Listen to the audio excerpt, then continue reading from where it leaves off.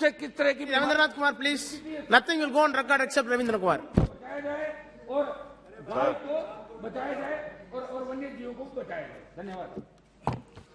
Sir, thank you, Chairperson, sir, to allow me to speak in support of this bill, the discussion on the Wildlife Protection Amendment Bill 2021. Sir, wildlife conservation is ingrained in our ethos and has always been an integral part of our tradition and culture.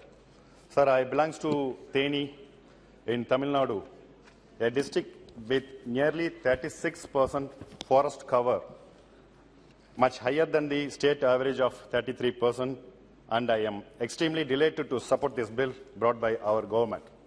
I am keen admirer of our Honorable Minister of Environment, Forest and Climate Change, Sri Bhupender Yadav ji, who has always taken effort to promote futuristic, inclusive and sustainable development.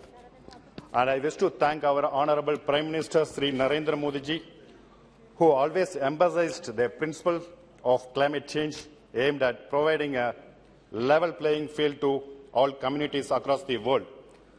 Sir, under Clause 30 of this bill, the central government will designate management authority that will grant permit for export or import for trade of specimen.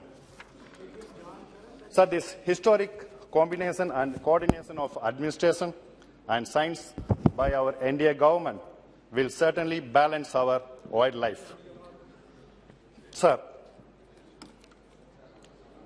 Clause 13 of the bill provides that management plans for the sanctuary shall be prepared after due consultation with the concerned Gram Sabha. This noble and democratic plan of involving the Gram Sabha comes from the idea of an inclusive India as set forth by our Honorable Prime Minister Sri Narendra Modi ji. Before concluding, sir, I have a few submissions that I wish to place before the government and to the Honorable Minister of Environment. Sir, around 25,000 peaceful forest dwellers and people have been living in the areas under Kadamalai Maile Union, mainly the Panchayat of Megamalai, Varsanadu, Mailadumbarai, Kumanantolu, Muttalamparai, Tangamalpuram and other areas under Megamalai Forest Region of Generation, which comes under in my Theni parliamentary constituency in Tamil Nadu. These 25,000 brothers and sisters have lost their homes and livelihood as a consequence of an errors, arbitrary, improper and faulty inclusion of their dwelling places under Megamalai Wildlife Sanctuary in 2009 and Sirivilibuttur Megamalai Tiger Reserve in 2021 by different government orders. It has affected the right to life and livelihood of forest dwellers and people of Megamalai. Honorable Chairperson, sir, I sincerely support that wildlife should be preserved and protected, but at the same time, the fundamental rights to life of the forest dwellers and people living in forest must also be protected under Article 21 of the Indian Constitution. Sir, I finish allow me for 1 minute. Sir, there is a Wildlife Protection Act empowers the National Board for Wildlife to recommend alteration or denotification of the area declared as protected area. The board is performing its duty very well, but due to large size of the country and population, it may not be possible for the board to reach every affected person.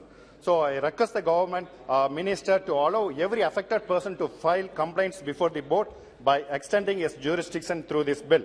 I will give the affected peoples like brothers and sisters of Megamalai Forest an opportunity to receive justice from our government that always upheld justice to every section of the society.